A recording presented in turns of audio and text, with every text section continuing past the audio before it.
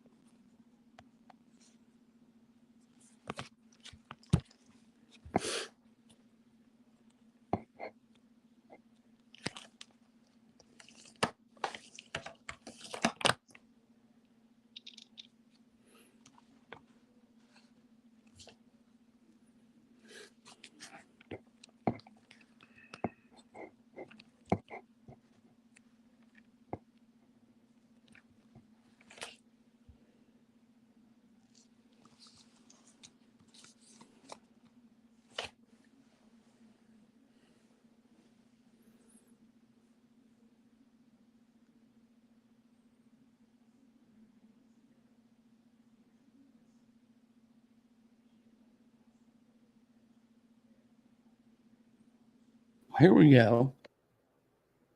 Hey, can you hear me now? Yeah, what's up? Oh, man, I apologize. This has been... Hold on, I can't. It's not coming through my. It's not coming through my headphones. Wonder what it is. Give me 1 second. Let me mute that. Okay, can you hear me okay now? So there's a delay on YouTube. So hopefully we are on YouTube. So as well. So everything looks good for that. So we have someone watching. So man, this delay is tricky. Well, hey, live and learn. This is it. So are we live? Yes, we are live. We are on YouTube. So did not get a chance to play around with this beforehand like I would have liked to.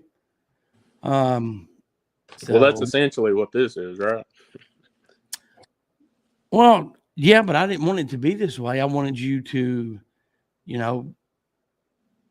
I mean, hell, we saved our best guest for last, Mr. Legendary Mr. Bollin Cox. I mean, no, do that to Elliot and Luke.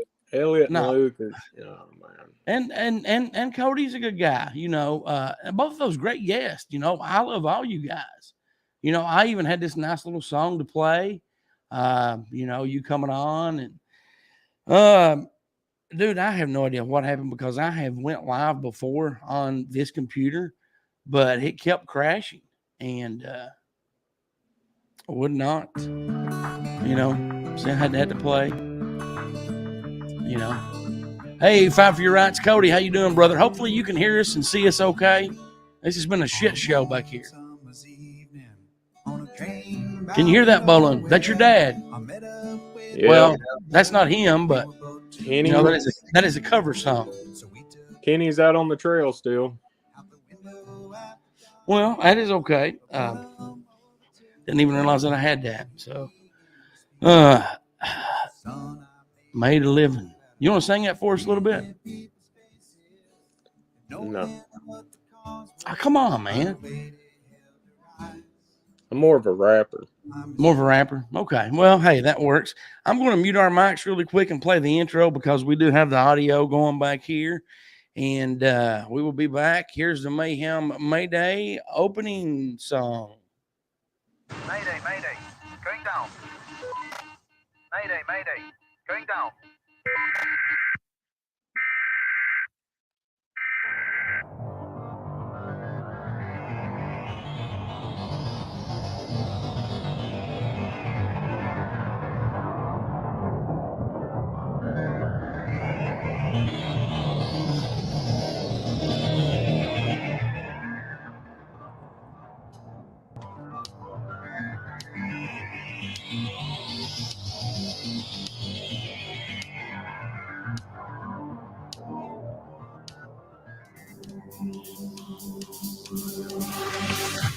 Ladies and gentlemen, are you ready?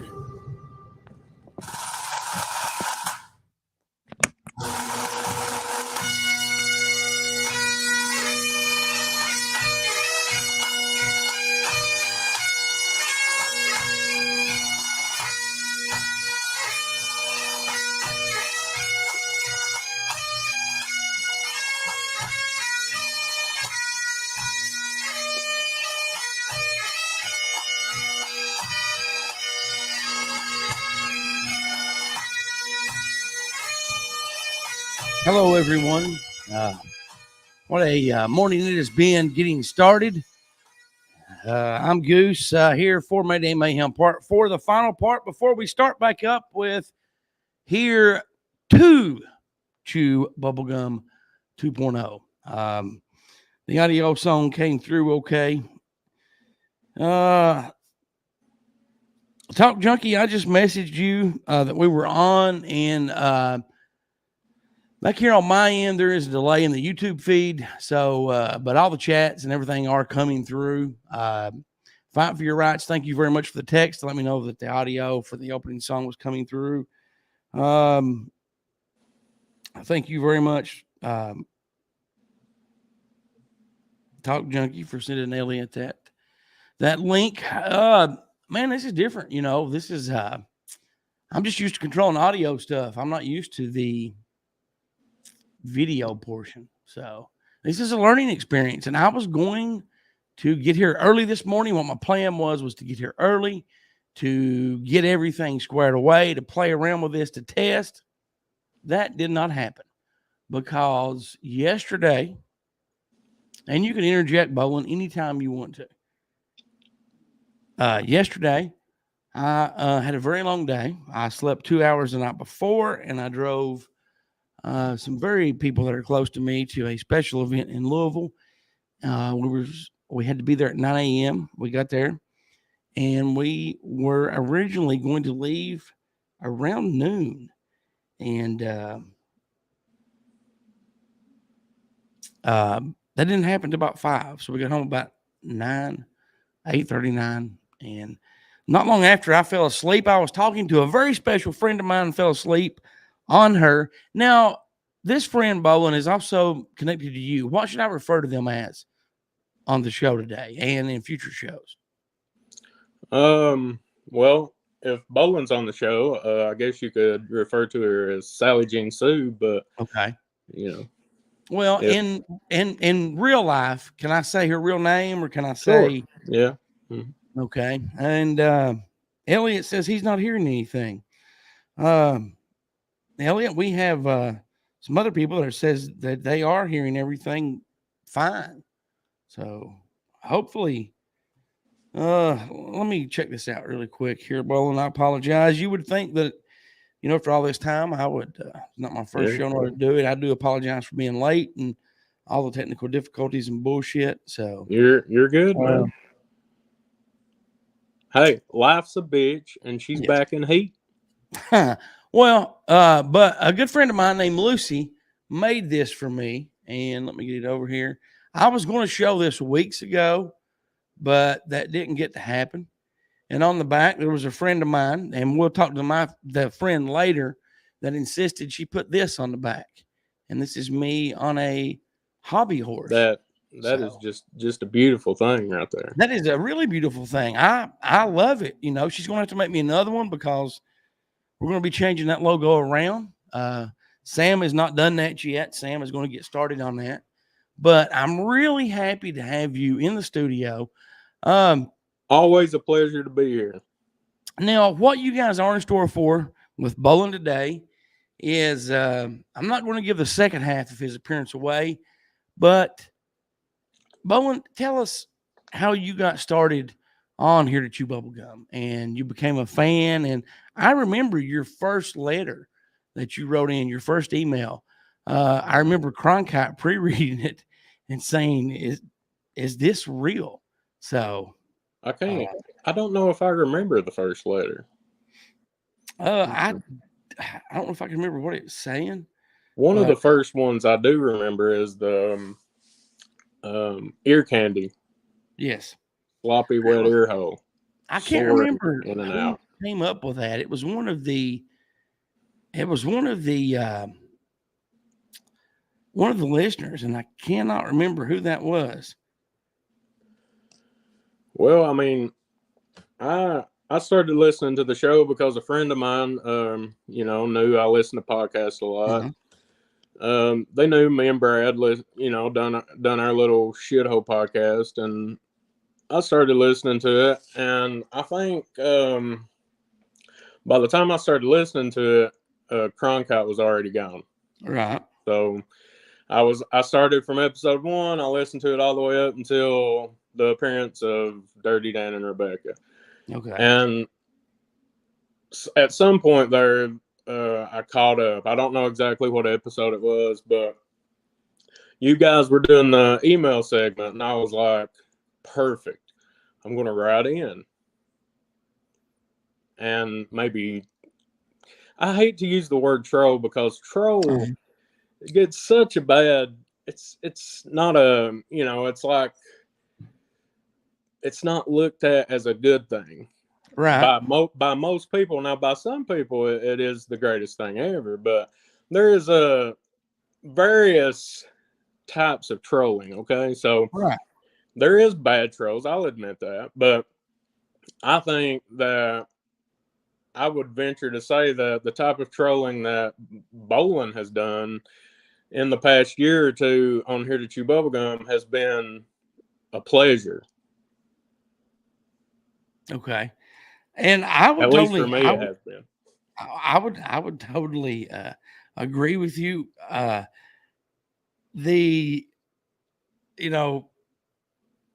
what started out as maybe malicious intent trolling turned into love trolling, because I grew to love all you guys, and now where we're at now.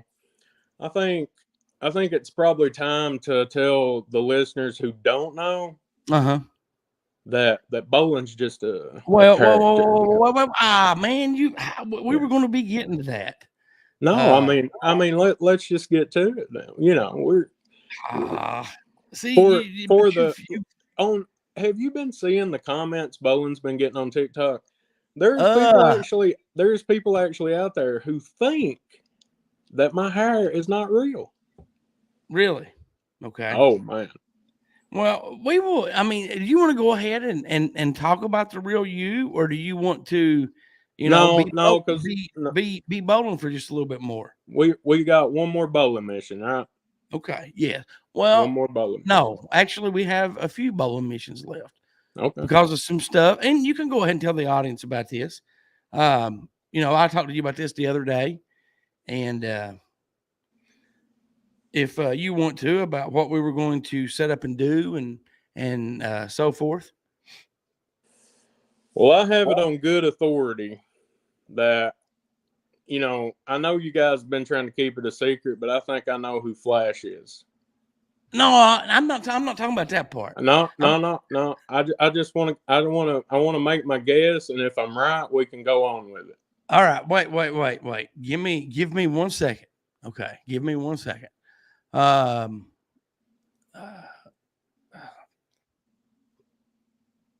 Okay, you can go ahead and make your guess. Okay. It's JFK Jr. You are wrong. You want to guess again? Could have swore I was right. No. Well, if it's not JFK Jr., I have no idea. I will say that this person is a local celebrity that has reached. No, I'm going to take that back. This person is a celebrity that, number one, is interested in politics, which kind of frightens me a little bit. This person loves water. Did you know that you can not only drink water and bathe with water, but you can also use water in coffee, in tea, in everyday items? You can use water. Did you know that? It's used to grow marijuana. Maybe it is. But yes, this person is. I can't give it away. You just have to wait. Well, I guess what throws next me Sunday. what throws me off is the name Flash. Like, Okay. Well, now, see, no, that could be a flash storm, a news flash. They could be a really big fan of doing the news, you know. I mean, because everybody has to have, well, not everybody has to have, but, you know, I mean, when, and we'll go back to Cronkite. When he first came on, he's like, I don't want to use, you know, my real name. I'm like, okay. He's like, but your nickname, you're known by that. I'm like, well, that's kind of, you know, I grew up that way. And he's like, well, come up with something for me. So the first one I come up with, just off the top of my head, and I'm glad that he turned it down, was Black Bart. And he's like, no, absolutely not. I do not want to do that. I'm like, but he was a wrestler, you know, he was like this villain. And he's like, no, I don't want to do that. I'm like, well, how about Cronkite? You know, Walter Cronkite. And he's like, I love that. I'm like, so, you know, and people still call him Cronkite. And, you know, so Flash, you know, I'm going to call the guy when he's on the show Flash. I may call him something else on some posters that are being presently made. It may have his real name. It actually does, because I've already ordered those. So, but, you know, I'm looking forward to having Flash on, you know, or it could be somebody that loves to flash people with their body. You know, I didn't think about that. Now that's probably what it is. Let's see. Bobby says, Black Bart was a pirate. Pirates are on water. Cronkite is Flash. That's a great guess, but no, that is not correct. You know, do you think it might be somebody on the inside? What do you mean? Inside of the government? Well, possibly. You know, I don't know if this person has a political future, or if they want to have a political future. They may have at one time worked for the government. Yes. So, you know, but you're just going to have to tune in next week. Something that I could not, you know, hide last week was the intro and outro song, which I'm going to go back and I'm going to recut the intro song. And I think Flash is hiding behind Bollin's beard. What do you think about that, Bollin? You know, I've been messaged a couple times and asked if I was Flash. Really? Well, now that would be. And anybody who knows Bollin knows that's one of the biggest oxymorons that you could ever ask. Why? I'm definitely not fast, but I do flash people. Well, okay. So now, stay tuned. Talk Junkie says, is he a spooky guy that rides with the Coxes?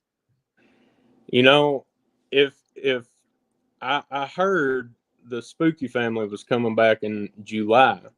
Flash now, had I not heard that announcement, I would venture to guess that it might be Bagel. Well, you know, I love Bagel to death, and you know I will call him Beagle. But Bagel seems like a good guy. You know, every single time I have asked Beagle to do something, he's done it. You know, I've offered to pay him. He would take no pay. I mean, he loved to come to the Comic-Con here we had locally, and he hung out with me, and we were giving out ear candy, and you know we were just meeting people. Elliot and Gertie were not there because there was something going on at the time that you know they didn't want to be out, and I can totally understand that. So, and you know, Bobby says that Beagle was missing. I do not believe that any. What do you think about that, Bollin? Do you think he's missing? Our masonry father, who art in the spooky mansion, hallowed be thy name. Thy kingdom come. I don't know. I think Bagel has probably got more of a life than all of us. Okay. Yeah, Well, that's probably what it is. I mean, I'm just guessing, but yeah, especially me. right. Well, dude, you have a good life. Well, I mean, I'm a slave to the man. Uh-huh. I'm a slave to these lords of the land, Right. and my life is sometimes rough and Mm-hmm. hard. That's what she said. Set you up for that one, but life ain't so bad. I know there's a lot of people out there that's got it worse than me, and I just wake up every day and live day by day. That's all you can do when you're living, paycheck to paycheck. You got nothing to save for, you got nothing to, you just get up, you try to make the best of it, and you try to get back to that pillow at night. Right. I can understand that. I can understand. But now, see, I wish Sally Jean was here. She was coming with me today to do this, but last second Jerry Wayne threw his back out, so she had to stay behind to help him. She is a saint. I'll tell you what, Jerry Wayne, he's real lucky to have her as a neighbor. He's lucky to have both of you guys as a neighbor. Yeah, especially her. Yeah, oh, definitely. And I mean, Sally Jean's hot. I mean, she really is. Have you seen what they're doing to the gas prices again? No, what are they doing to him, my friend? Well, I mean, the economy is getting ready to collapse. So they've jacked them up back up to about $4 a gallon up here where I'm from, part of the trail I'm from. Well, see, and I got to tell you, I hope they put them to $10 a gallon. Why? Why not? If they put it up so far, we won't have the money to buy the gasoline to get to the jobs we got. Uh-huh. So the way I look at it is, these corporations and these lords of the land, they're just pricing themselves out of business. Well, yeah, but I mean, they'll probably start like a community, service of, hey, come and hop on the bus. We're going to take you to work. Hey, let me tell you something. If they can set me up where I can live and not have to worry about money, sign me up. You're gonna give me a job, guaranteed. I don't got to worry about losing it as long as I just show up and do it. And you're gonna guarantee that I won't have to worry about like making my electric bill or buying my medicine or am I going to have enough food to eat this week? Sign me up. I'm ready. Sign me up. Who do I vote for that? Well, you have touched on something that maybe Flash, next week may have an answer to. We will be doing a live broadcast starting at 9:30 next Sunday. Now that I have known what the hell I'm doing. And I am going to definitely ask Flash that. I've not talked to him about how we're going to start out doing the show, but I think that I will come on first and talk a little bit after the intro music and maybe let Flash use the voice disguiser and, just go from there. Some things on the show will be the same. Some things will be different. One thing that we probably are not going to be doing for a little while is the question of the week. I saw on TikTok that Rebecca really liked that, and she is going to keep on doing that. So you can check her out on TikTok. Bollin, is your screen froze? Are you still on here? Okay. See, you were just messing. You were doing that backstage before we went live. You were just messing with me. And practicing my statue pose. Okay. I think it is now going to be called Question with the Queen or something like that. So, instead of question of the week, and this is just throwing this out there, spitballing ideas, like we do. Right. Maybe do a song of the week. Flash has already recommended that, and we're going to be the same. Well, we're always going to talk about aliens, UFOs, time travel, X-Files, Bigfoot, Loch Ness Monster. Oh, I was getting ready to say Dog Bigfoot. Man. Don't leave Bigfoot out. We are going to talk about all that, but we're also going to talk about other stuff as well. Now, if you've listened to Here to Chew Bubblegum over the last 6 months, 8 months, the last year, we've kind of been doing that anyway. And you mentioned earlier that you started unofficially. You do you throw in some good songs. I got to admit that's one of the best parts of the show, I think. Thank you very much. I definitely appreciate that. Bobby says, I bet her first question is, what flavor of Kool-Aid do you prefer? Blue. Grape. I like grape pretty good. But I don't know. Bobby guy. Bobby's a good guy. I have met him a few times. Him and Elliot Spooky have a lot in common. But Bobby actually turned me down when I asked him to be the original Cronkite, but he was not going to be Cronkite. He was going to be something else. And, but he talked to his friend Elliot, and Elliot came on board, and was blessed to have Elliot on board. He does seem more like of a spooky guy. Well, I mean, there is all the time people are asking, why do you keep playing some of those classic Elliot's articles? Why don't you play new ones? I'm like, because I got tired of aggravating Elliot. I thought he's going to beat me up if he sees me out, that I keep asking him for those. But, when we do start 2.0, we are going to be doing, things a little bit different. Some things will be the same. Some things will be different. Here on the YouTube page, we're going to try to start doing more video stuff. And you are going to be a part of that, because there is something that I named a few months ago that I would love to do. I've thought about how I was going to be able to do it and record it at the same time. I'm not going to be able to, but you graciously have agreed to help me with this, and we'll meet up on some weekend, either where you live, where I live, or halfway in between. We'll shoot all day long and probably get 6 months of material out about that. As to what we're shooting. Do you want to tell everyone what we're going to be doing? I was so nervous when I heard that Here to Chew Bubblegum 1.0 was ending and 2.0 was beginning, because I was unofficially Here to Chew Bubblegum correspondent. Yes. Field correspondent. Right.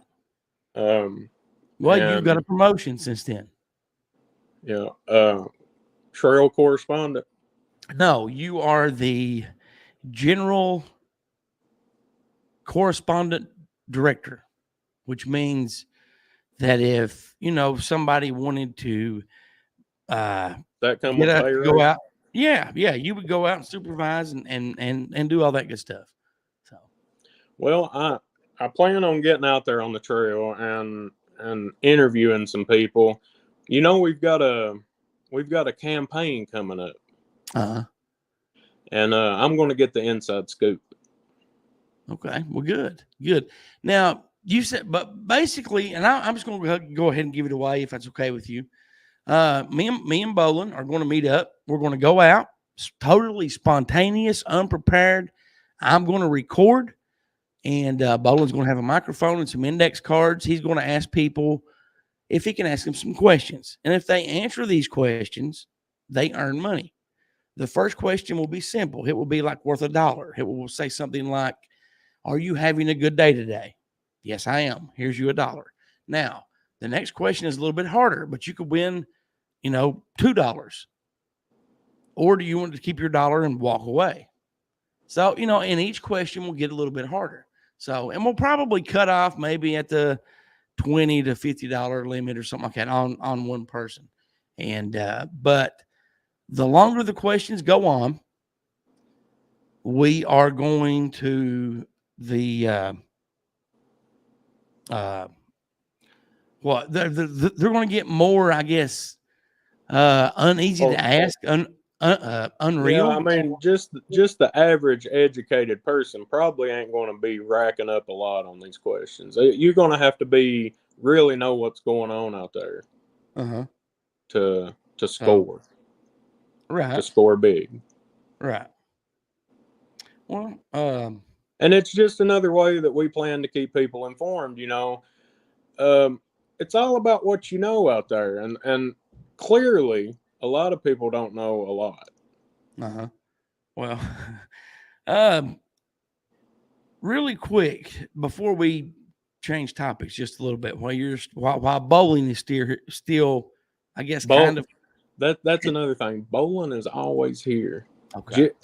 If I cut my hair off like I just did, he's still here in spirit. No, he's always here. He's like Santa Claus. He's always watching. Well, but why did you want to kill Bollin off for? Well, I mean, sometimes it's hard being Bollin. I mean, the man's only got one ball. Right. I don't all here's the real truth of it.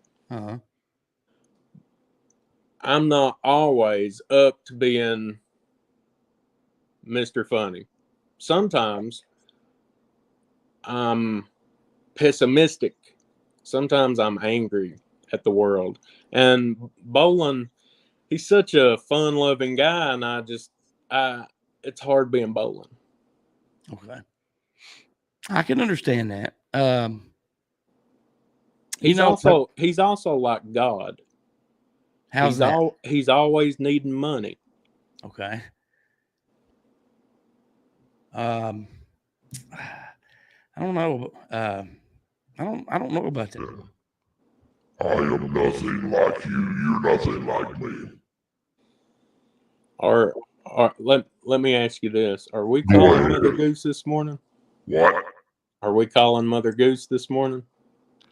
Yes, we are. I'm so excited and nervous for this at the same time because I know what you're about to do to her. Well, so this is I'm going to probably let you do most of the talking, actually. No, because all right, here is what we're going to do. We before we make this call, is there anything that you want to say or let me think. Is there any topic that you want to say before we go ahead and make this? I mean, we've already been going half hour, and we've not really touched on anything that I had planned on asking you, which is totally fine, because I love the fly by the seat of your pants going as it is. But is there anything that you want to say before we make this call? Well, that's the thing, Goose. This is your show. Okay. Well, no. See, but you are the guest. If there's anything that you wanted to get out before we did this, please feel free, my friend. I mean, I'm good right now. Okay. There'll be some things coming up probably. Okay. This is your show. You guide the way.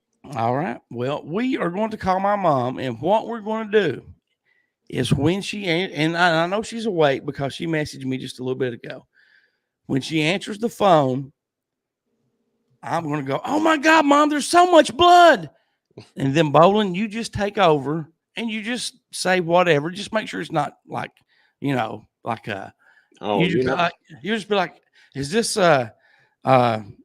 Racine?" She'll say, "Yeah." You'll be like, "Well, your son really needs your help. I've, whatever, he was in Walmart and he fell and hit his head and I mean, you say whatever you want to, and as you do that, I may be moaning and screaming in the background. Does that sound good to you? I'm ready. All right, here we go. So let me pull this up and we will. Now, hopefully she'll be able to hear you. Let's see. Here we go. Let's give her a call.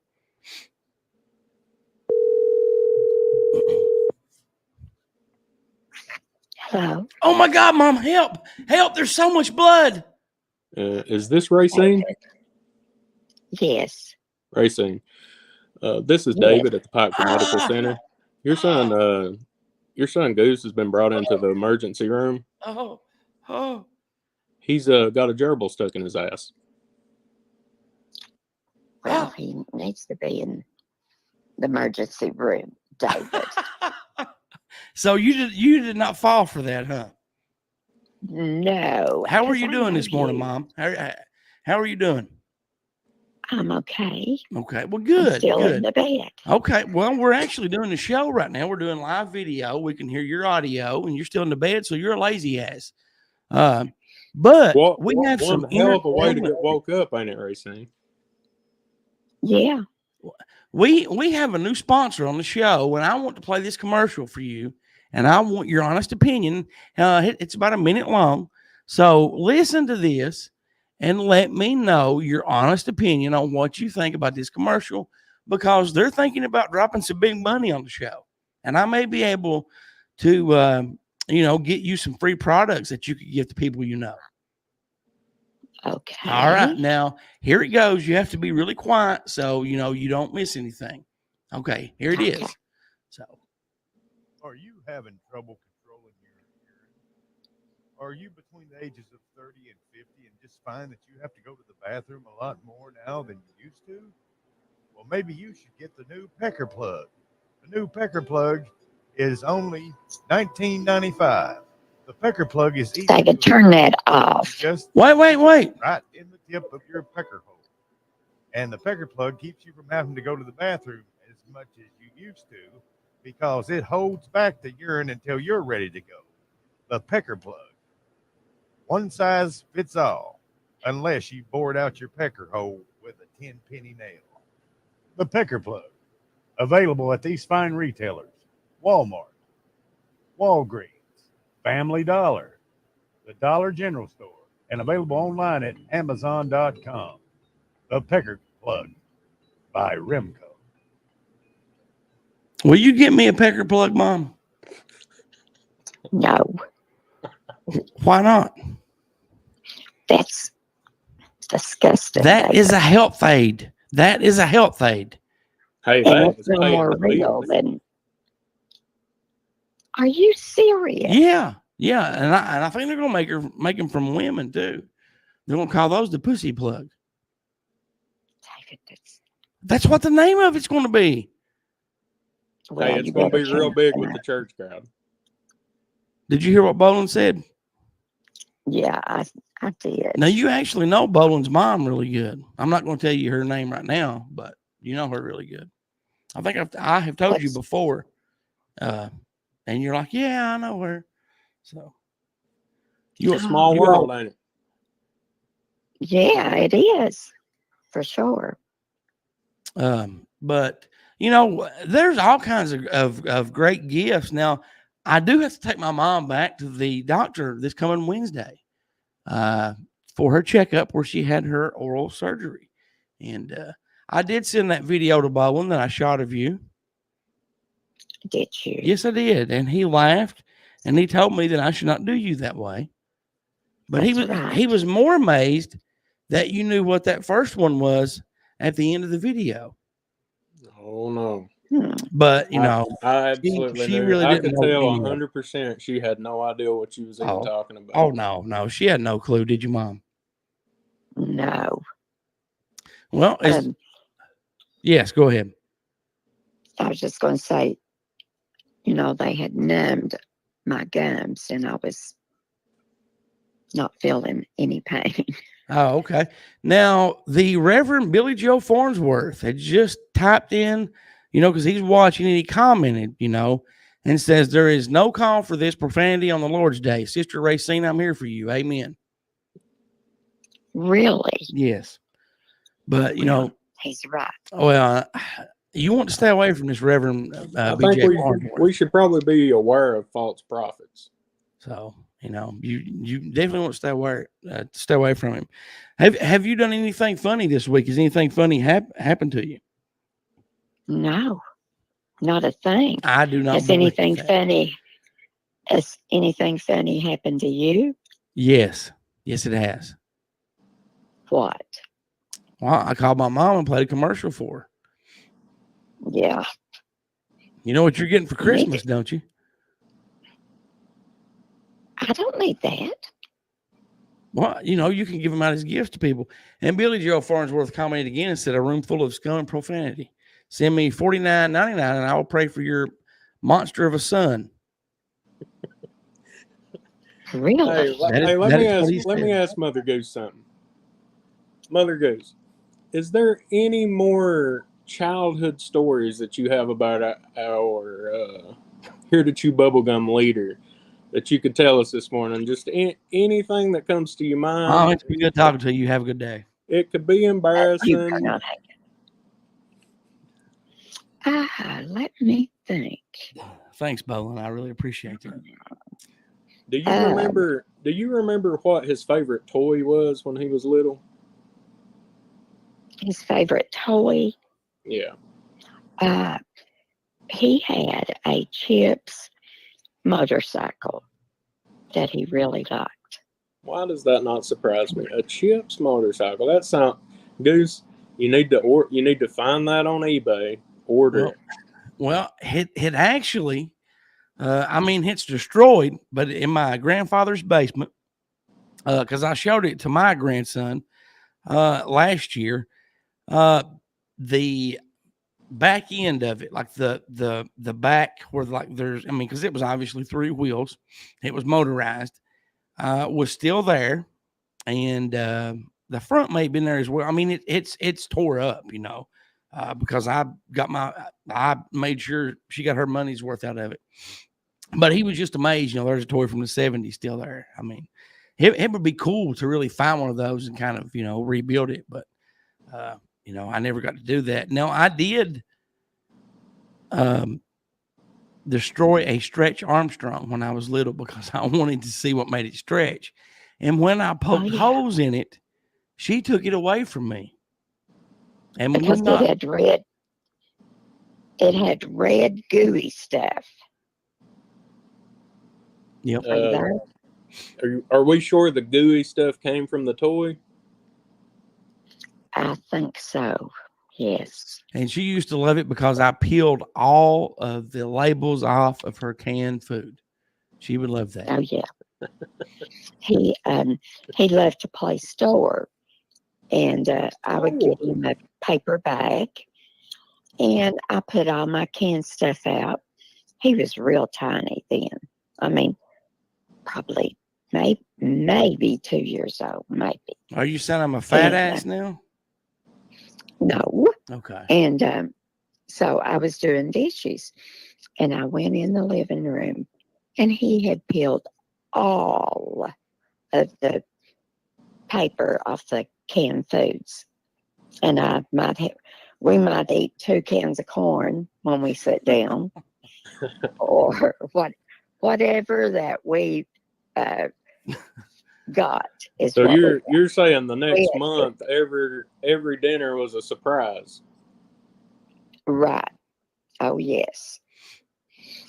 And he also had a little Curious George animal. And they come on the TV after he had it probably about a year and said that they were hazardous. Now listen to this shit. Listen to what she does. Just because a news story is claiming that these stuffed animals are hazardous, go ahead and tell them how you broke my heart.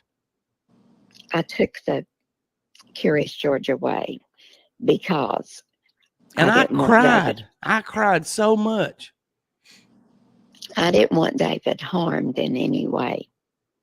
And she never bought me another one. She gave me a banana when I asked her to buy me another one. Well, for all we know, they were made with asbestos. Yeah, could have been anything.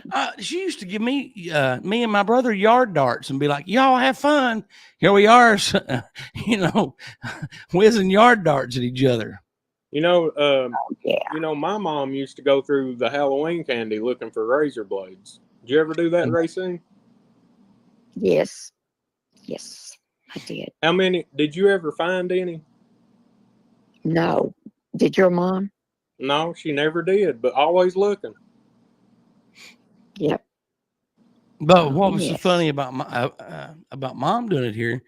She would only let me go trick or treating like the family members' houses. So I'm sure that like her aunt, which would be my great aunt, they're not going to poison me with stuff like that. You still look for razor blades? Yes, she did. In the family bowl? Yes, she did. Well, you can never be too careful as an 80s parent. Oh, if there That's was right. if there was anything that would come on TV, she would believe it. She would oh, this is true. This was on the news. No, it's not true. Wouldn't you? Yeah, See? I would. See? Now, she's got a lot better with that. She doesn't do that as much. Sometimes she tries to, and I talk her off the ledge and tell her why that's not true. I have done that a handful of times. You can tell she's getting years. You can tell she's getting better because as soon as we called today, she knew what was up. Oh yes, I'm getting wise in my old age. I would not say that because she really thought when she got into like laptops and personal computers, and this is true. This is 100% true, and I will never forget. You don't even know what I'm going to say. I laughed so hard at this. I do too. She called. I do too. Me. And you should be the smart one. I said, do they need protection? And she was talking about, like virus software. That is what she was talking about. Like McAfee. Yes. And I said, yes, they do need protection. I will pick you up a big giant computer rubber the next time I'm at Walmart. And the first words out of her mouth was, do they make those? How does that work? Yeah. So then I had to, tell her that they wasn't real and so forth. But do you know how you've been on the computer before, something pop up and be like, your computer now has a virus for, $199.99. We can get rid of this. She I won't say it was her, but someone very close to her paid with their credit card, or was it a debit card, $199 for one of these fake things. Billy Joe's charging too less. So now, see, Billy Joe's right. He's posting a lot here since you've been on. He said, let's see. One, he said, let me pull back up here. He said that, and you can comment on these, Mom. He said, I almost drowned young Goose as a child. He didn't take the baptism well. See, really? Billy Joe Farnsworth is evil. He also said that I tugged his everything as a child. Little Goose was curious like a cat. He always made trouble with his monkey. Amen. My mother used to put razor blades in. My daddy, Jimmy Lee Farnsworth of Farnsworth Ministries, saved me from her. Computers are the devil's playground. I'm not even sending these messages. I'm making an intern do that for me. Amen. I use Magnums on my Dell desktop. Is there anything that you want to say to the Reverend Billy Joe Farnsworth? No. Are you sure? Comment. Are you sure? Yeah. Now, he was in prison. He got out. He was in prison for tax evasion and some other stuff. I'll tell you what you need to do, Goose. You need to look into a moderator. Uh-huh. And as soon as you get one, don't ever allow him back in here. Oh, no. Billy Joe is sometimes you just got to draw the line in the sand. Well, I have a feeling that Billy Joe won't have time to do that because he has come here to do the Lord's work. And I think that probably this may be Billy Joe's last appearance in the comment section. And if so, Billy Joe, it has been nice knowing you, my friend. But Mom, is there anything that you want to ask Bollin? Or is there anything you want to say? Well, I've not been awake very long. Okay. Well, let me play for you just a little. This is a little tidbit. Okay. Now, this is a video, and this clip's only actually 5 seconds. It's an audio clip, but I took this from a video because I've been trying to get a response from this police chief to hear his side of the story because, me and you talked a few weeks ago about what kind of content I was posting, this and that. But this is an actual clip from a police chief who responded to a citizen who was trying to tear down a fence that his neighbors had built on his property. Now, this is his response. Now, this is the police chief's response. I want you to listen to this and give me your honest opinion. I need somebody over you. Shit. I'm not calling the deputy sheriff. Lower your voice. Did you hear that? Yeah. Listen one more time. I need somebody over you. Shit. I'm not calling the deputy sheriff. Lower your voice. That is awful, isn't it? Yeah. You know, and yeah. But I bet she sleeps real good at night knowing that her son was not that type of police officer. I do. I really do. I'm proud of David. So very proud of him. Well, thank you. You don't have to get real here, but thank you very much. I look forward to seeing you next week. Okay. When I did take her to the dentist for her, I ate after she had her procedure. Yes, I know that that's a shit thing to do, but I was starved to death. I was hungry. No. I'm not going to say where I ate at. I'm just saying that I ate in front of her. And I know that was really hard, you know, but hey, I could not help it. So guess what? When we go next week, yes, I get to pick where we eat. No, you don't, because I'll be driving. You get to pay. No. That sounds real fair, Mother Goose. That sounds that should be no problem. That's right. Well, you have a good day, Mom. I love you. And hey, Mother Goose, this morning. Make sure to pick the most expensive restaurant in town. I will. Honestly, she would not. Okay, and this is a true story. Several years ago, I asked her, you know, I would like to get her some gift cards to a nice restaurant, a nice sit-down restaurant. And she's like, "You mean fancy restaurant?" I'm like, "Sure, fancy restaurant." And her response was, "Well, I like going to Long John Silver's." I'm like, "Okay." Well, I mean, after all, I will get you some gift certificates from that fancy Long John Silver's. They shut the Ponderosa down. Where else you going to go? That's right. I love that place. Yeah, I did too. But the Hillside Theater's open back up. So. Oh. Did you know that? No. Yep. I did. Yep. It definitely did. So it opened back up. But you have a good day, Mom. I love you. I hope that you do get motivated and your old bones allow you to get up out of bed today and you don't fall or break a hip. Be sure to take your Geritol, all your 49 prescription meds that you take every day. And if you need anything, just let us know. Okay. And I love you, David. And it was nice to get to talk to the other person. Bollin was his name. Bollin. Yeah, thanks for playing along. Okay. You're welcome. Love you, Mom. Bye. Love you. Bye-bye. And that was Mother Goose. I would still like to know, how have you made it? How have you made it to almost half a century years old, and she's still not cut your head off for doing shit like that? All right, honestly, and my grandpa is the same way because you know he was in the hospital, you know, a few weeks ago. He's out doing good now. But if I do not joke around and aggravate her or my grandfather, they honestly think that something's wrong with me, that I'm depressed, that something is a matter, and they have to find out what it is. I mean, you know, because like you were saying a little bit ago, there's times you don't feel like being funny. You just kind of want to, you know, just chill and just be in the moment.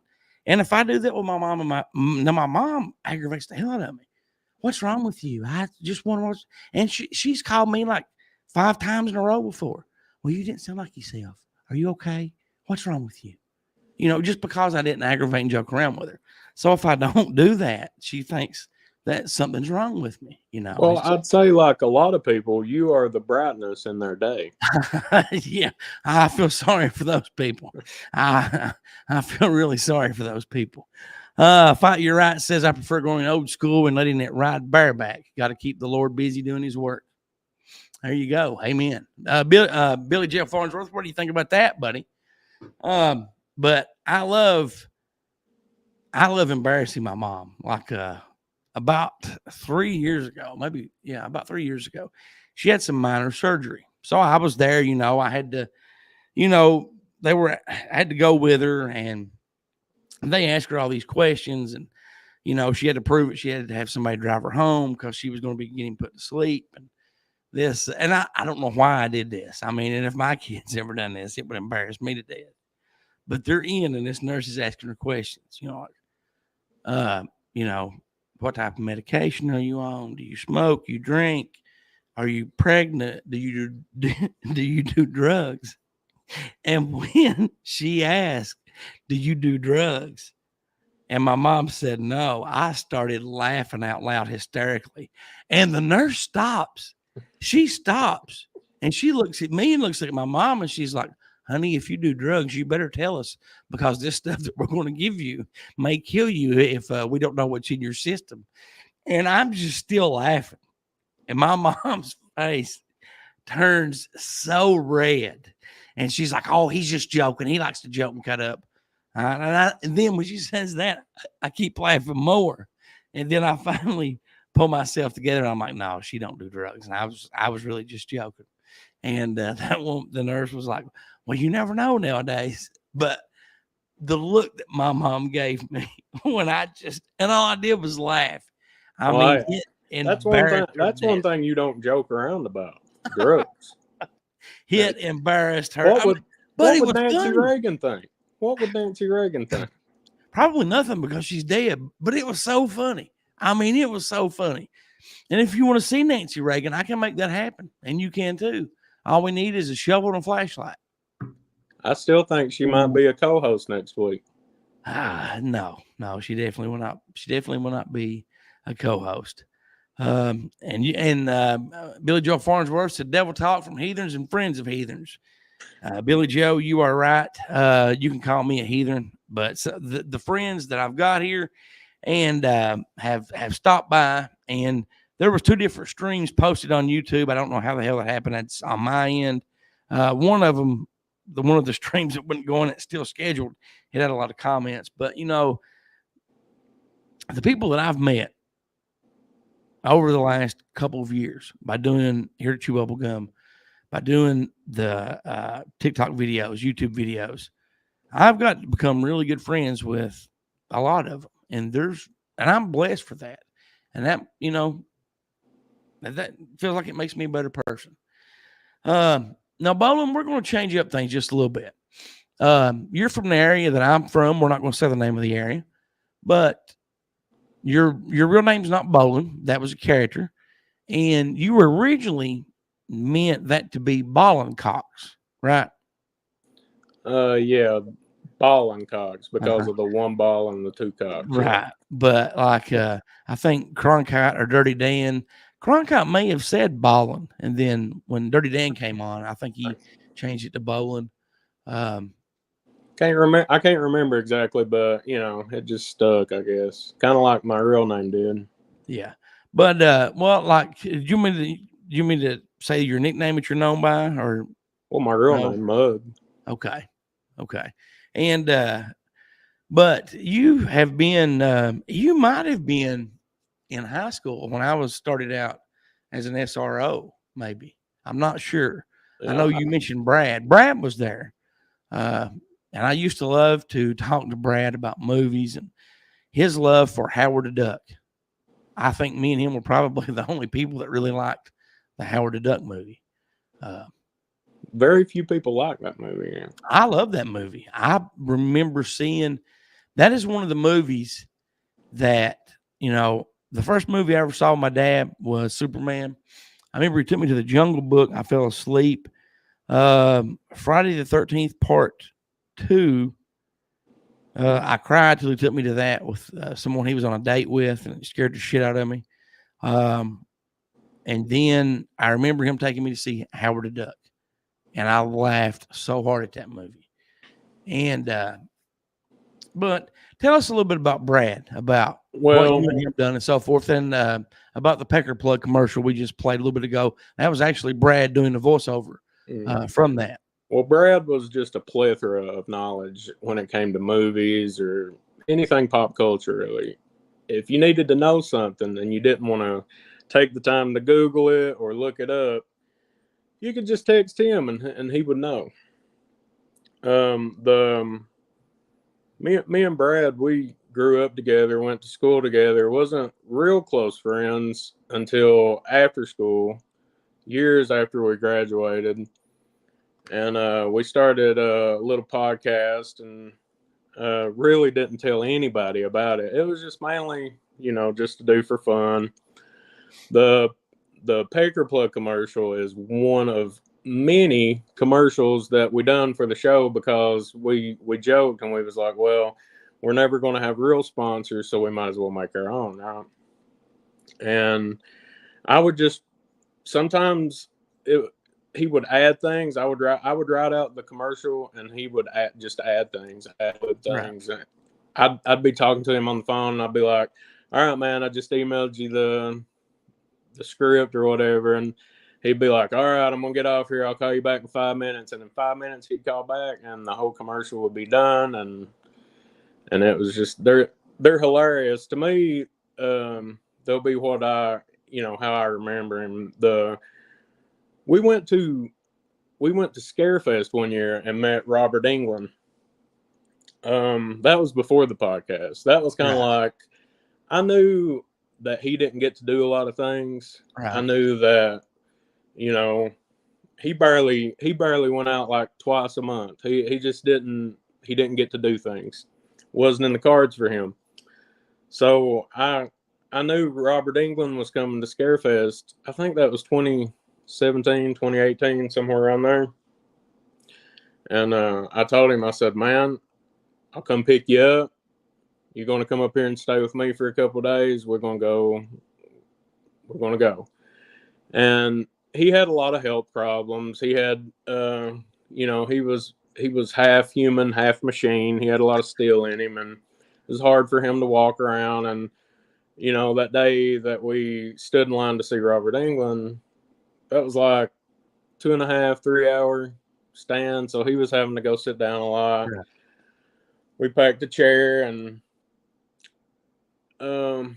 what time he was up here, we just talked about movies, and he asked me, he goes, have you ever thought about doing a podcast? And I'd never really even listened to a podcast at that point. And, but it's what we used to do when we was kids, with like the boombox. We would record ourselves. It was essentially the same thing, and that was already fun to me. So I was like, hell yeah, let's do it. Whatever you want to do. And I let him, he was in full control of it. He would, I think we done like 2 and 3 hour shows. We would just sit and goof off. Not like, here to chew bubblegum.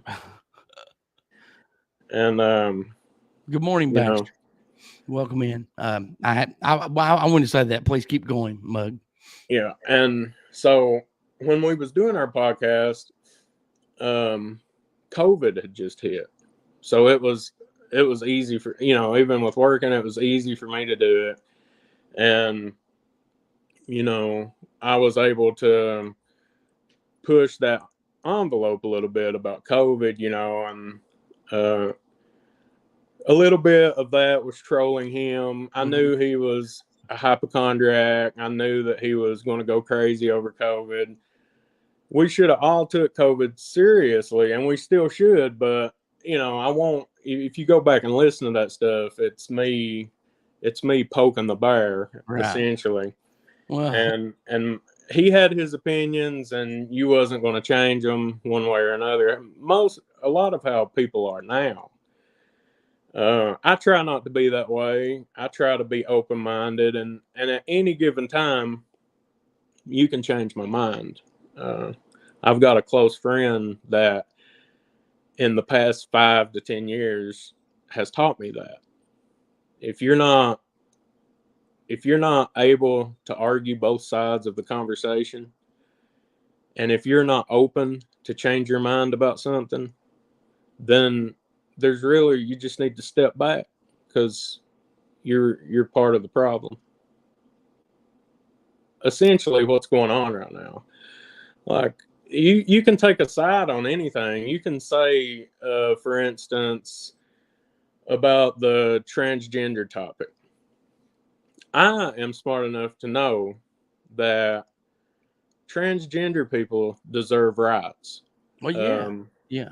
I'm also smart enough to know that I don't think that a biological male should be able to play in female sports. If we're going to do that as a society, let's just do away with male sports and female sports. Let's just make it be one.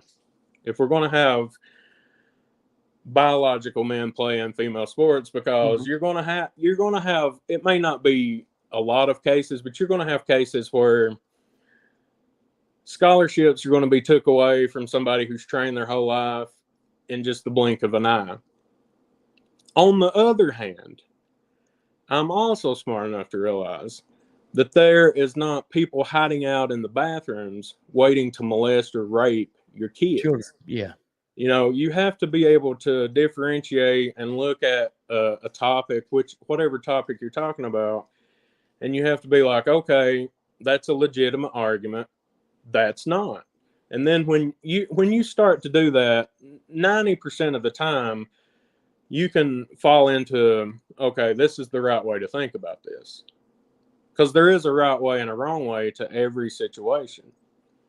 Oh, everything's not black and white. Some things are, some things aren't. And when the topic of discussion is not black and white, we all have to learn to stop acting the way we've been acting. And we have to take a second to step back and really think, okay, could this person have a point? You know, in the case of abortion, you know, I've always said it's a woman's right. It's the woman's body. It's the woman's right. But I do acknowledge and I do understand that there is a large number of people who really feel that abortion is murder. So right. I'm not gonna, you know, I'm gonna take everybody's feelings into consideration. We have to go further than that to decide the abortion topic. If we overturn Roe versus Wade, it takes away the woman's right. It gives, essentially, it puts it back into the hands of men. And look, while I think the father should have a choice in the matter, ultimately, it's the woman's body. If this was reversed and it was something to do with a man's body, you can guarantee that it wouldn't even be an issue. Wouldn't even be an issue. And that's ultimately how I feel about abortion. I'm like, it shouldn't even be an issue. It's a private matter between a woman and her doctor. And when you take away Roe versus Wade, not only do you take away the woman's decision, you take away the doctor. And then we're at history repeats itself, and then you got to know history. What was it like before Roe versus Wade? That's where we're headed. If we're headed back to Trump or, you know, the Republicans. Now, but speaking of Trump, really quick, and Brad, can I interject and tell you this story? Or you go ahead. No, I'm just saying. My point was, whether it's abortion, whether it's human rights, you got to be able to have the conversation instead of just writing off who's talking to you and going, you're fucking wrong, right? You know, you're stupid, all that shit. It's unproductive. You got to be able to have the conversation.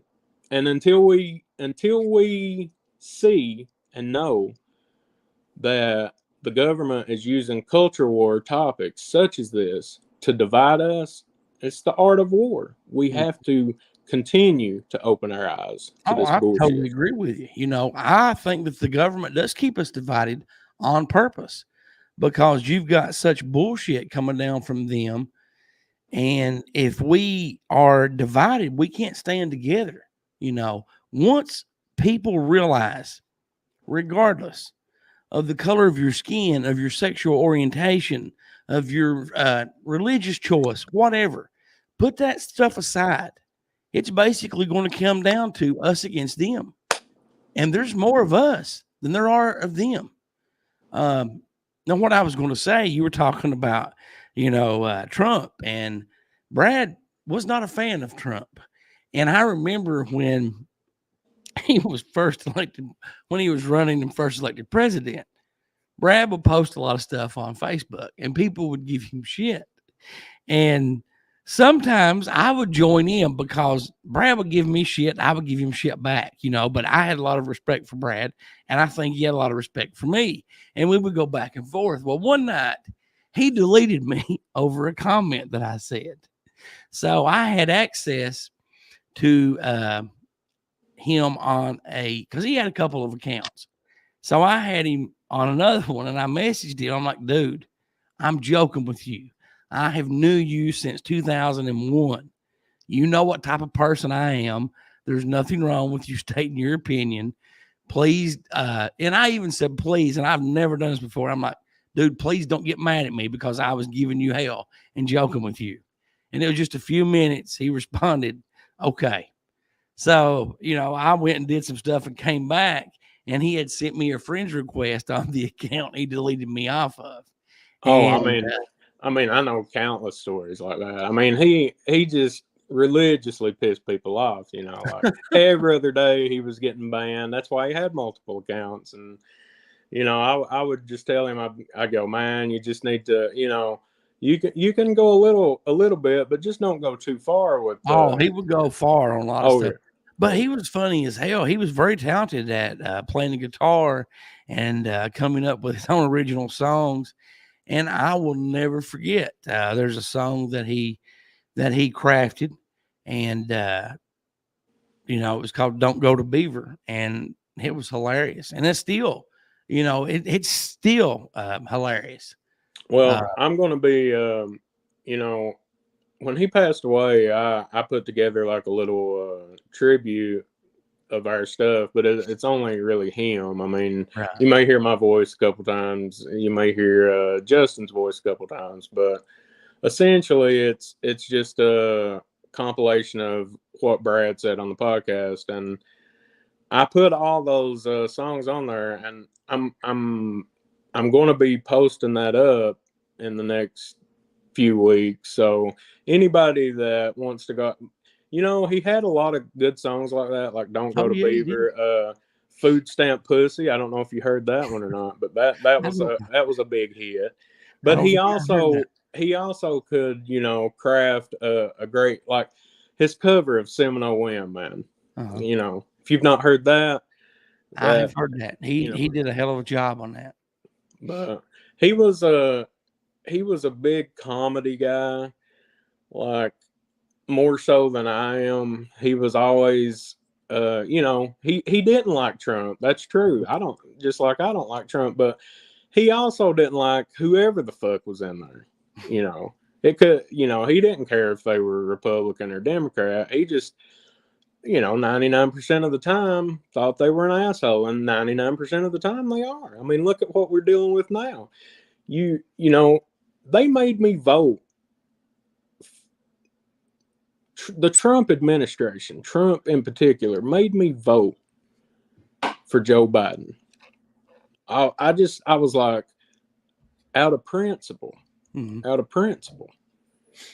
And now, when people look at me and go, look at the position we're in now, blah, blah, and I go, well, yeah, but, that's my hand was forced. Right. Well, I can't vote. If it's these two assholes again in 2024, I'm just going to sit it out. I really don't think, Biden may be running again.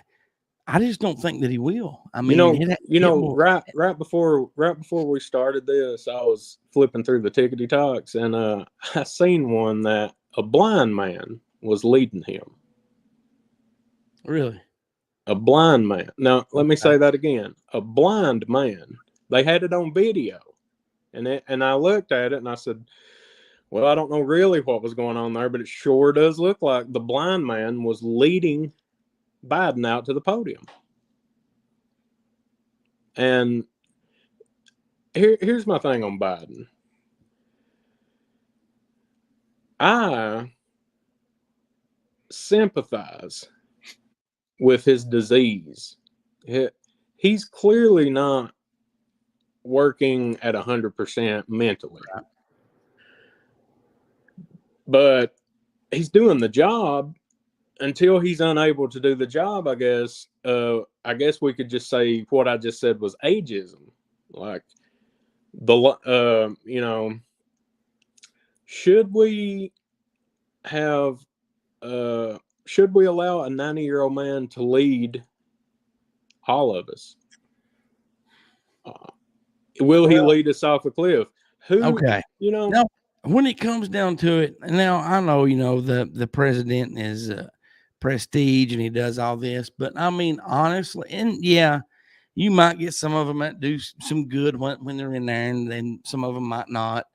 But honestly, and no disrespect, Bollin or Mug, I love you like a brother. I think when it comes down to it, that people would be shocked if they knew how little the president actually had to run the country. I think it's... I agree. You can call it a shadow government. You can call it people behind the scenes, whatever.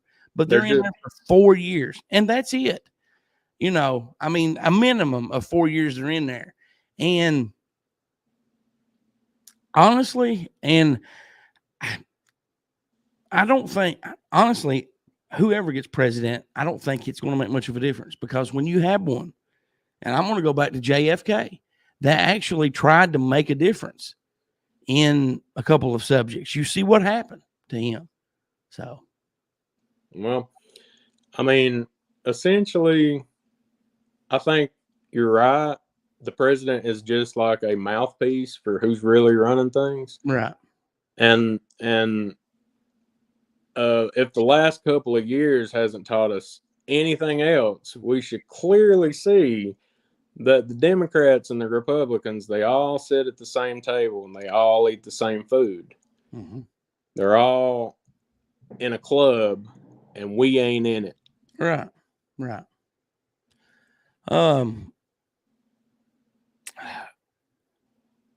I mean, there's so many avenues we could go on from there, but I'm not going to, because we were talking about Brad, and that was one of Brad's favorite lines to tell people about. That's from a George Carlin special. They're all in a big club and we ain't in it. And that's pretty much true. I mean, that is true. If you're at this point, if you're arguing one way or another about, well, we need Trump in there, make America great again, or we need, if you're arguing Republican or Democrat, you're part of the problem. Exactly. At this point, they're both working together against us. Look no farther than the economic situation we're in at this very second. How much do you want to bet that at the last day, at the last minute, at the last second, these assholes come up with an agreement? The question is, will they be taking our Social Security? Will they be taking our Medicaid? They're going to come to an agreement. They've done this 78 times before. They're going to do it for a 79th time. They're just assholes always about it. The question is, what are they going to do? Are they going to make the rich pay, or are they going to take away from the poor? And that's essentially where we're at. If we start getting stuff like that took away from our senior citizens that have paid in, they've took care of, society, and done the right thing, if they start taking stuff away like that, it's not going to be long till people do rise up. I mean, because it is our job, and it says in the Constitution, If the government is corrupt and unfair, it's our job as American citizens to rise up and stop that and throw those assholes out and make changes. I'm going to calm down there just a little bit, but you know, and that's something that I really don't get is you've got all this stuff going on and you still got people that don't like people just because they're gay or they're a different skin color, they're different, you know, race. Really, that makes no. We're all people. This is our planet. This is our planet. And everything you just said there are the things that they use to divide us. Yeah, yeah. You know, people need to stop and think. Politicians are everywhere until you need them to be, and then you know they're like a virgin on prom night. They're gone. I have never heard that before, but that is a very good explanation for that. But you know, and it's sad though to look at the state of the world. I mean, you know, and it's like we're in bizarro world sometimes. You've got people that sexually assault people that have done it, you know, over 20. Well, and there's an example from Kansas. A former police officer did it when he was a police officer. Did it while he was on duty. He had over 25 counts. He got like 24.12 years or like maybe 12 years. I can't remember. There's so many of that. But when this guy was found guilty and waiting on sentencing, they wrapped a bracelet around his ankle and he was free to walk around the town wherever he wanted to. What is wrong with that picture? I mean, that makes no sense to me. You've got people out here violating people's rights and killing people, but yet, and I made a video last night, you had an officer that used a GPS blocker to block his location from his supervisors. They fired his ass. They're trying to get his certification revoked. But he could go out here and beat the shit out of somebody, violate their rights, and he gets a paid vacation. That makes no sense to me. That we're in ass backwards world. I mean, and if anyone ever hears talk of a national police force, stop that in its tracks. We do not need that. Well, if you need to know why, go back and look at history. Aren't they talking about doing something like that down in Florida? They have that has come up over the last over the last 2 years. That has sprung up. You know, police departments all over the United States, they get emails, or you know, back in the day, you know, you had a teletype come to a main police post that was distributed out to other people that didn't have a teletype. You know, now you've got emails, you've got, you know, special groups for law enforcement people, and you would be surprised at some of the stuff that has come down over the years. And, you know, you'd be like, what the hell? You know, and it's, you know, people that violate people's rights and people that try to censor people. Now, you know, pedophiles, people that beat or rob elderly people. I have nothing for these people. Now, at the same time, I've stated in videos, hey, you know, you have the right to say that. But if you're a racist, I'm going to throw you out of there. I can do that because I'm a private citizen. I'm not a government entity.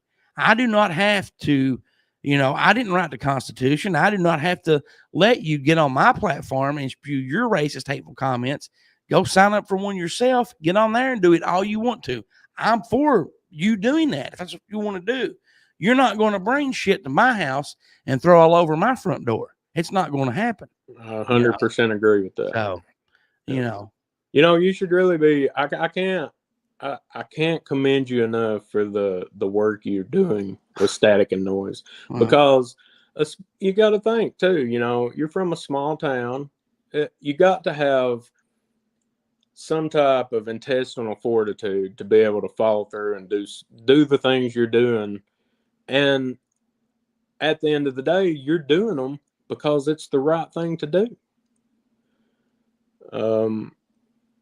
Anybody that has a problem with static and noise and what you're doing with that, they probably got something, you know, they probably got something under the dirt. They probably got something, probably got something under the tarp. They don't want it pulled back. They don't want it undug. You know, the fact is, we need more people doing the right thing, especially when it comes to law enforcement. I totally agree with you. And thank you very much for saying that. That really means a lot to me. You know, and I've said this before. I never thought I would be that person to be doing that. You know, I never did. There was a lady that messaged me yesterday, and you know, I hadn't talked to her since January because she was falsely arrested and charged back in December. She, I'm not going to say what state she lives in. She told me what happened, and I messaged her back. I'm like, don't worry about this. This will get through away. This is total BS. There were some things went on with like body cam footage was accidentally deleted, was not available. And she messaged me.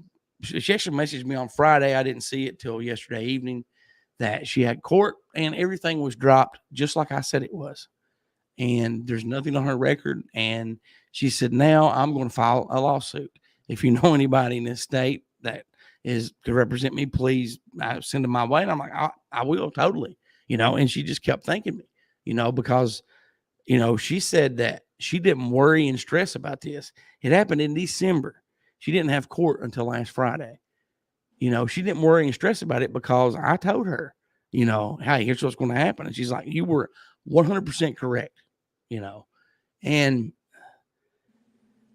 there's a lot of good cops out there. There really are. I always thought that there was a handful of bad ones. I think there's a lot of bad cops out there as well. I would even go as far as say it's 50-50, you know. The bad cops though, it's poor training, right? It's poor training. It's lack of education in the training.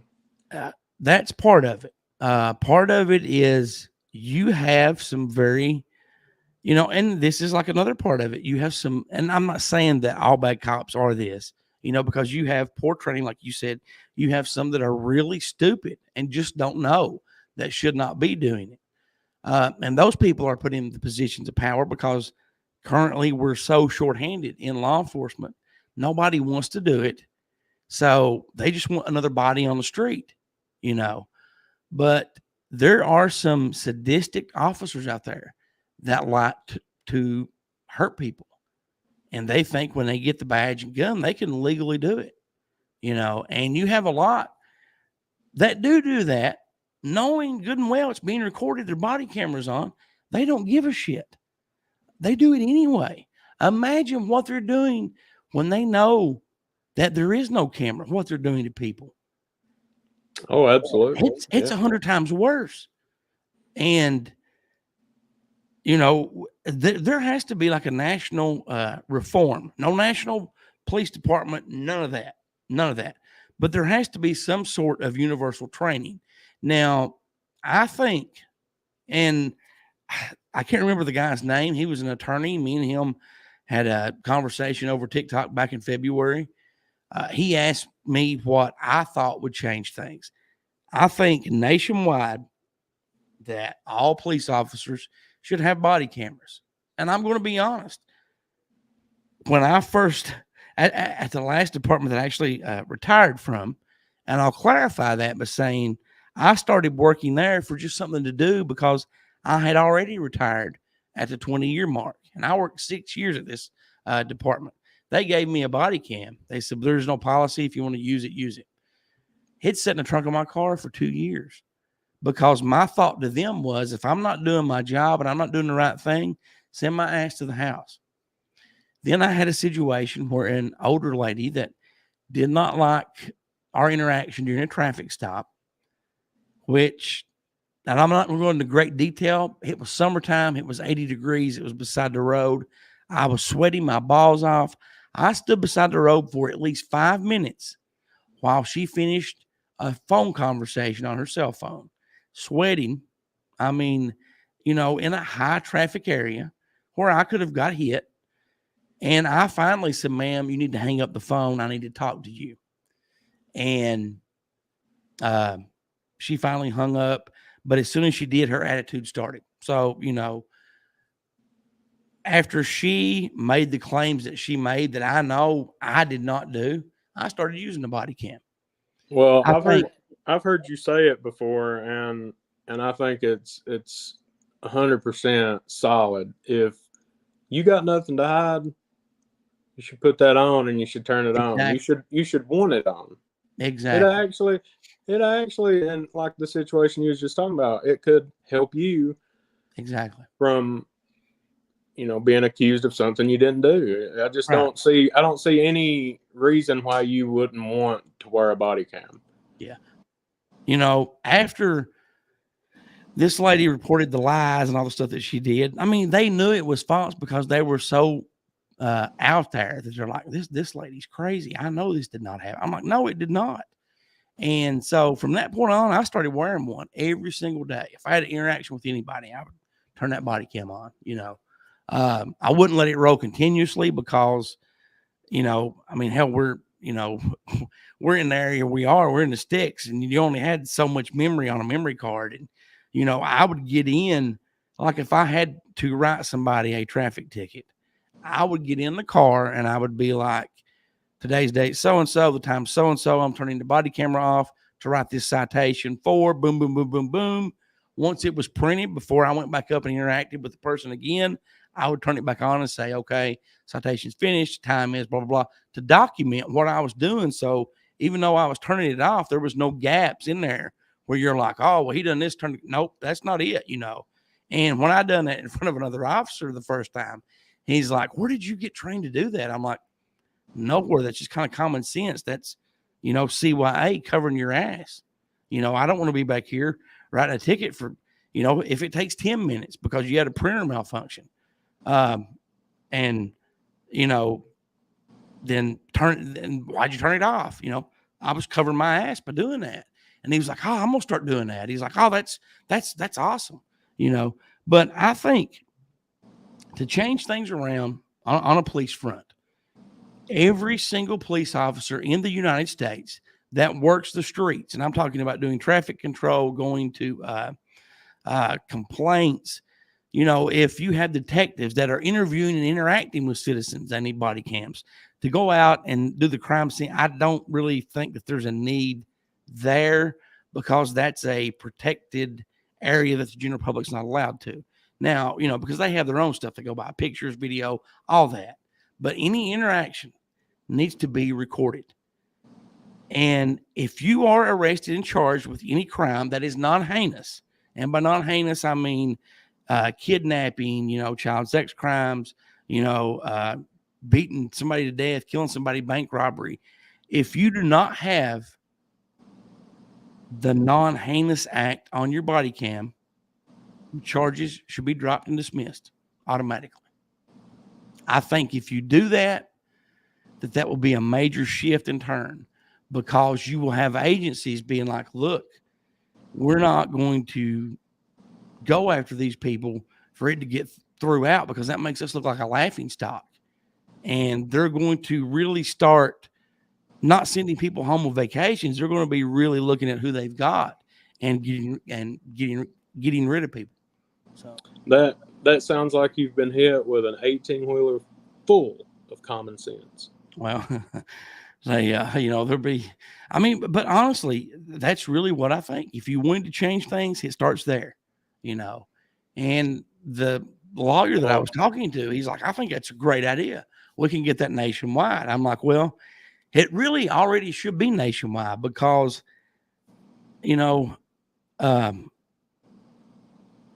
last year before last, it actually started in 2020.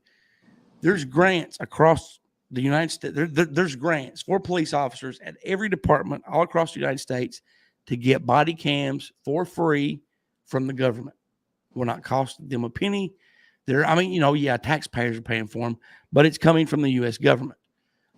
You had a lot of departments that did not go for that, but I think it should be mandatory.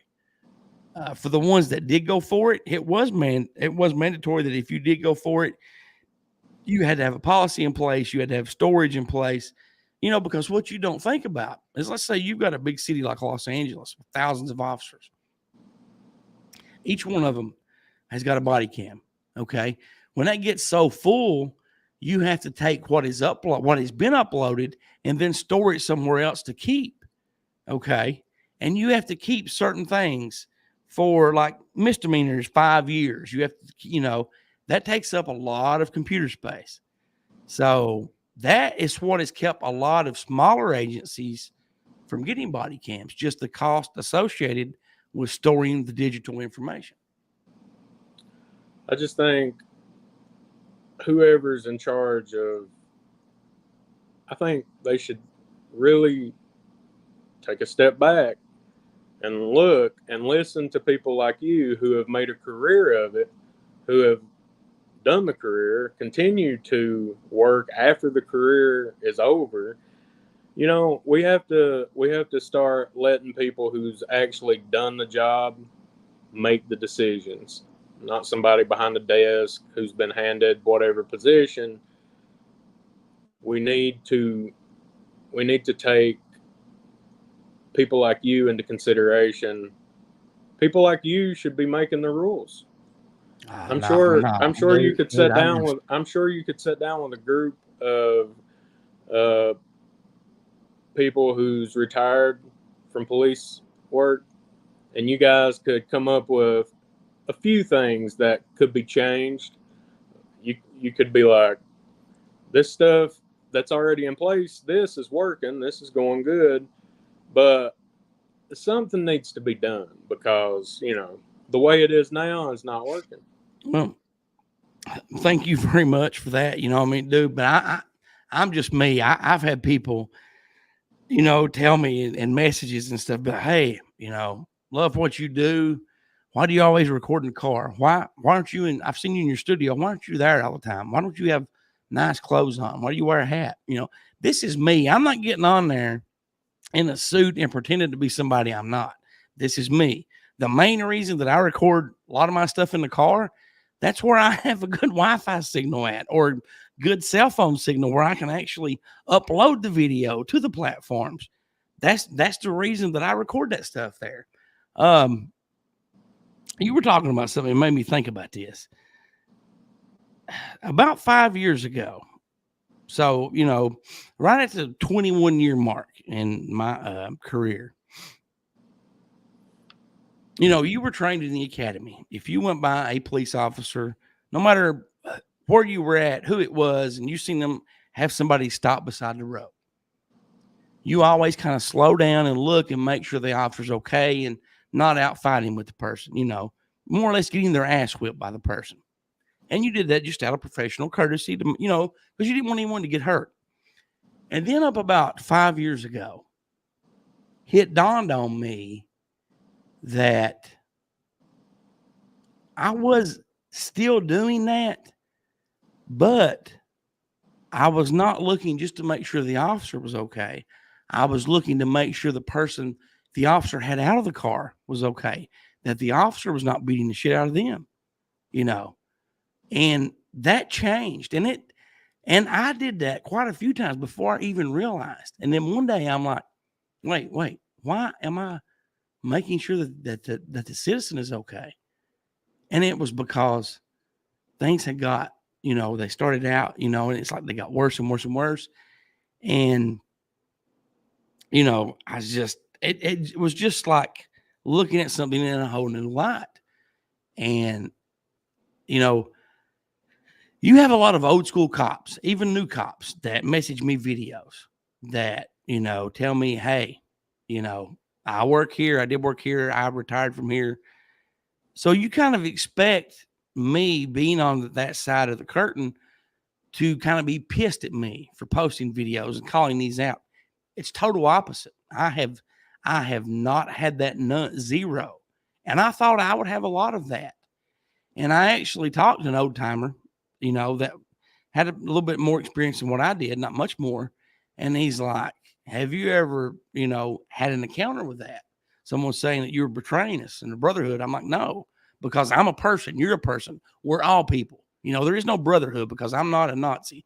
I'm not a white supremacist. And he's like, if they do, don't let it get to you because things have changed. You're not like ratting someone out or doing something wrong. You're making it safe for the good cops. And I had already, I already knew that, but just hearing him tell me that based on what he had done and went through, that made me feel good inside. And Cody, thank you very much for your comments. I definitely appreciate that, brother. Cody's fight for your rights, and I have been working on Cody's case for some time now. But as you can see, it's still ongoing, and something I don't like to do. If it still has a case ongoing, I don't like to report anything on it unless it is a heinous act, simply because I don't want a prosecutor or a cop to catch my video and twist it some way to retaliate against that person, if that makes sense to you. Thank you very much, Baxter. I definitely appreciate that, brother.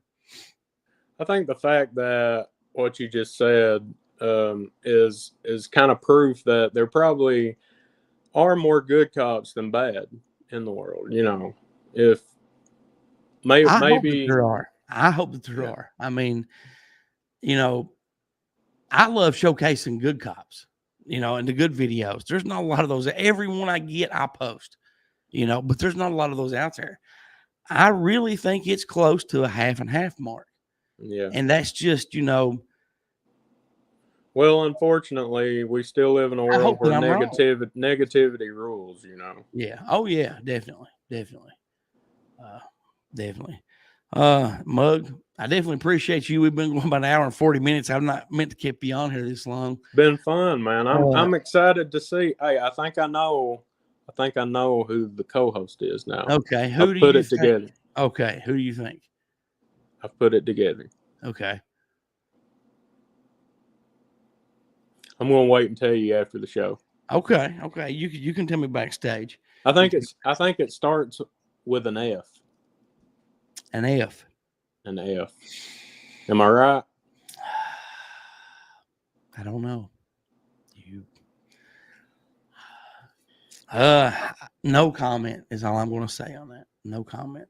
Did this person used to have a daily podcast?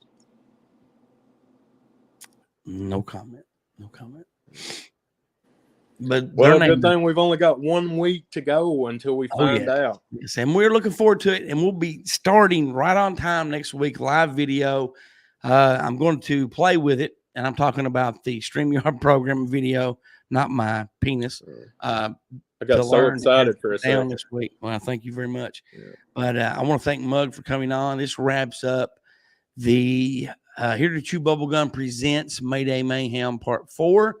When you see us again, you know, we'll still be Here to Chew Bubblegum, but we'll be, you know, number 2 sign, you know, number 2, not poop, but, you know, whatever over here, number 2. So, new theme song, new everything, a new chapter, a new dawn, you know, where we're going to be talking about everything. And I've not told Flash about this yet, but, you know, there's even some stuff that we may report on that, you know, it's hard on a Sunday morning, you know, if you have something that happens to, you know, that it's hard to get up with people on a Sunday morning that are government officials or businesses or places. We may call those people during the week. We may do some recordings during the week and play them back, you know, videos and all that stuff. So, but, you know, we'll go over all that next week. Mug, thank you again. Everyone watching, thank you again. I definitely appreciate you. Thank you all very much. And you guys stay safe. And remember, we all have a voice, and together we can change the world. Mug, is there anything you want to say before I hit this song to take us out? Goodbye, gang.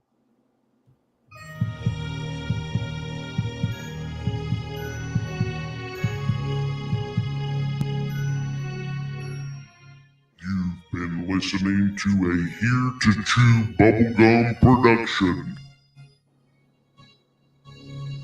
Tune in next time. And don't forget things that go bump in the night. Ha ha ha ha.